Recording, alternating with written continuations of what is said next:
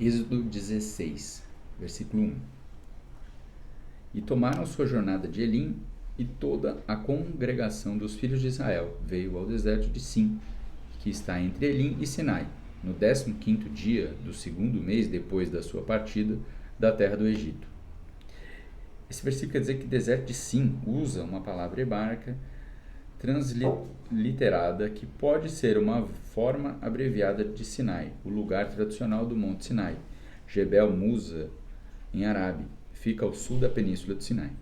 Outros lugares propostos para o Monte Sinai estão situados na parte central e o norte do Sinai e a leste do Golfo da Aqaba. Apenas um mês se separada desde que os israelitas tinham deixado o Egito. Versículo 2. E toda a congregação do filho de Israel murmurou contra Moisés e Arão no deserto. E os filhos de Israel disseram a eles: quem dera tivéssemos morrido na mão do Senhor na terra do Egito, quando estávamos assentados junto às panelas de carne e quando comíamos pão à vontade. Por que nos trouxestes para este deserto para matar toda essa assembléia de fome? Esses versículos querem dizer que desta vez a reclamação de Israel é mais longa e mais hostil. A memória do povo era curta e o seu coração era ingrato. Se Deus estava para deixá-los morrer, eles preferiam antes que ele fizesse isso no Egito. Eles não levavam em consideração os atos da mão do Senhor em favor deles no passado, como também no futuro.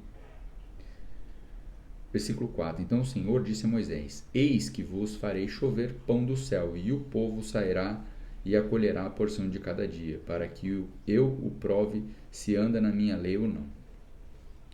Durante o período entre o êxodo e a outorga do pacto do Sinai, o Senhor e Israel puseram-se mutuamente à prova.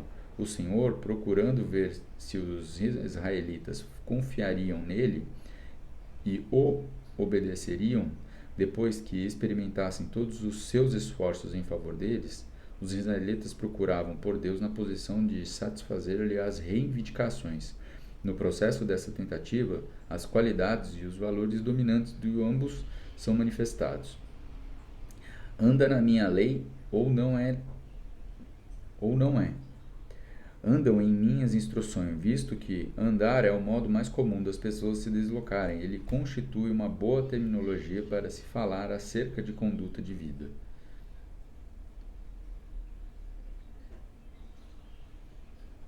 E 5. E acontecerá que no 6º dia eles prepararão aquilo que trouxeram, e será 2 vezes os que ajudaram diariamente. Então disse Moisés e Arão a todos os filhos de Israel: à tarde sabereis que o Senhor é quem vos tirou da terra do Egito. E pela manhã então vereis a vossa glória do Senhor, porque ele ouve as vossas murmurações contra o Senhor. E quem somos nós para que murmureis contra nós? E Moisés disse: isso será quando o Senhor à tarde vos der carne para comer, e pela manhã pão à vontade, pois o Senhor ouve as vossas murmurações que murmurai contra ele. E quem somos nós? Vossas murmurações não são contra nós, mas contra o Senhor. Esses versículos querem dizer que o Senhor continuou a agir para se dar a conhecer e revelar a sua glória. Quem somos nós é o que somos nós. O que Moisés faz do pronome interrogativo, que usualmente se refere a coisas em vez de pessoas, apresenta ele próprio a Arão, como sem importância na situação. A queixa dele contra Moisés e Arão era de fato uma queixa contra o Senhor. Versículo 9. E falou Moisés a Arão: dize a toda a congregação dos filhos de Israel: aproximai-vos diante do Senhor, porque ele viu as vossas murmurações. E quando aconteceu, quando Arão falou a toda a congregação dos filhos de Israel, que eles olharam para o deserto, e eis que a glória do Senhor apareceu na nuvem. Esses versículos quer dizer que, com a sua tradução em português, a palavra hebraica para a glória se refere à excelência de Deus manifestada, muitas vezes em ação, como aqui. Ela também pode se referir ao reconhecimento dessa excelência como quando se diz que alguém dá glória. Versículo 11. E falou o Senhor a Moisés, dizendo: Ouvi as murmurações dos filhos de Israel. Fala-lhes, dizendo: À tarde comereis carne, e pela manhã vos fartarei com pães. E sabereis que eu sou o Senhor vosso Deus. E aconteceu que à tarde subiram codornizes e cobriram o acampamento. E pela manhã estava o orvalho ao redor do arraial. Esse versículo quer dizer que, diferente do maná, as codornizes não se tornaram parte da alimentação diária dos israelitas. Quando as codornizes migraram entre a Europa e a África, elas voam pelo norte do Sinai e estão sujeitas às correntes do vento e precisam descansar após voarem sobre o mar Mediterrâneo.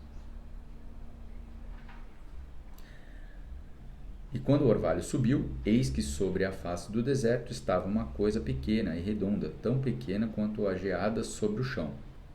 E quando os filhos de Israel a viram, disseram uns aos outros: Isso é maná, porque não sabia o que era. E Moisés lhes disse: Isto é o pão que o Senhor vos deu para comer. Isto é o que o Senhor vos ordenou. Ajuntai dele, homem, segundo o seu comer, um homer para cada homem, de acordo com o número de vossas pessoas. Tomai cada homem para aqueles que estão nas suas tendas. E os filhos de Israel assim fizeram, e colheram alguns mais, outros menos. E quando mediram com um homer, o que tinha juntado muito não tinha demais, e o que tinha juntado pouco não tinha falta. Ajuntaram cada homem de acordo com o seu comer. E disse Moisés: Que nenhum homem deixe dele até amanhã.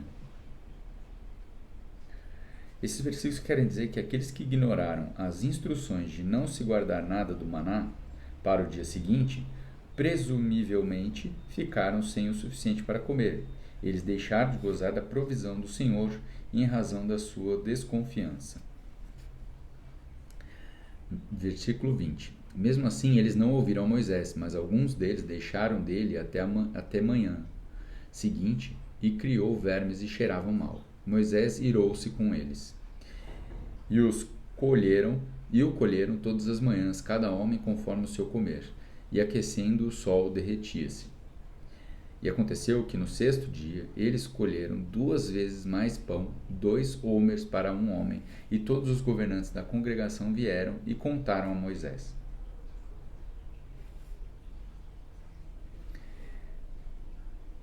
E lhes disse: Isto é o que o Senhor disse: Amanhã é o descanso no sabá, santo ao Senhor. O que quiserdes assar, assai-o, e o que quiserdes cozer, cozei-o, e o que restar, guardai para vós até pela manhã. E ele os guardaram até a manhã seguinte, como Moisés ordenara. E não cheirou mal, nem havia verme algum nele. E disse Moisés: Comei isso hoje, pois hoje é o dia do sabá do Senhor. Pois hoje não o achareis no campo. 6 dias o colhereis, mas no 7º dia, que é o Shabá, nele não haverá. Esses versículos querem dizer que sábado é uma forma aportuguesada da palavra hebraica Shabá, associada a um verbo que significa cessar, parar, repousar. Versículo 28. 26. E aconteceu que saíram algum do povo no 7º dia para juntar e não acharam nada. E disse o Senhor a Moisés: Até quando recusareis obedecer-se aos meus mandamentos e às minhas leis? Essa pergunta retórica expressa o descontentamento do Senhor e se retorna ao tema da aprovação com vistas à obediência. Recusa dos israelitas em cumprir as instruções do Senhor os coloca na mesma posição do faraó, que não quis se humilhar. 29. Vede, pois o Senhor vos deu o Shabá. Por isso, ele vos dá no 6º dia o pão para 2 dias. Permanecei cada homem no seu lugar, que nenhum homem saia do seu lugar no 7º dia. Assim o povo descansou no 7º dia. Esse versículo quer dizer que o faraó tinha se recusado a dar aos israelitas alguns dias de descanso e deixou de fornecer palha necessária para o trabalho deles. Mas o Senhor providenciou um dia de descanso a cada semana e o alimento que os israelitas precisavam para esse dia de descanso. Versículo 31.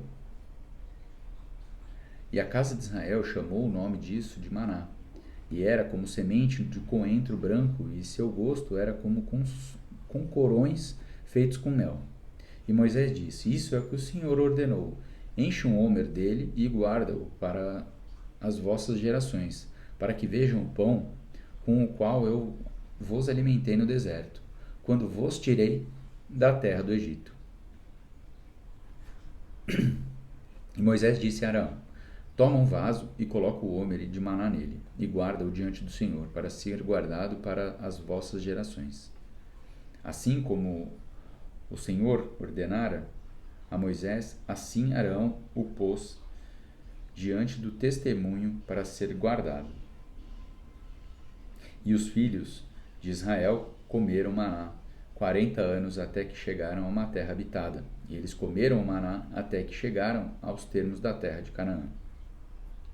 Ora, um homer é a 10ª parte de um efa.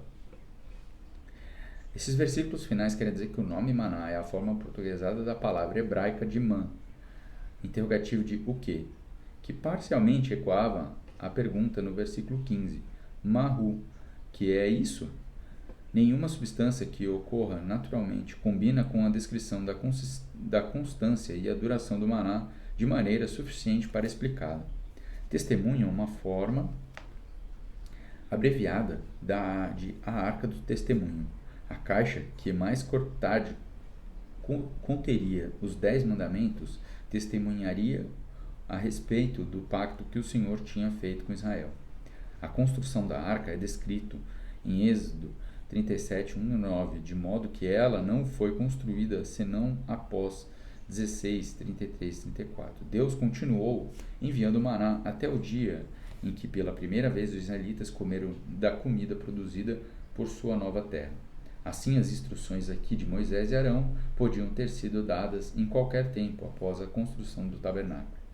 A medida de aproximadamente um jarro aparece somente em Êxodo 16. Aparentemente, a arroba permaneceu em uso mais tempo que o homer.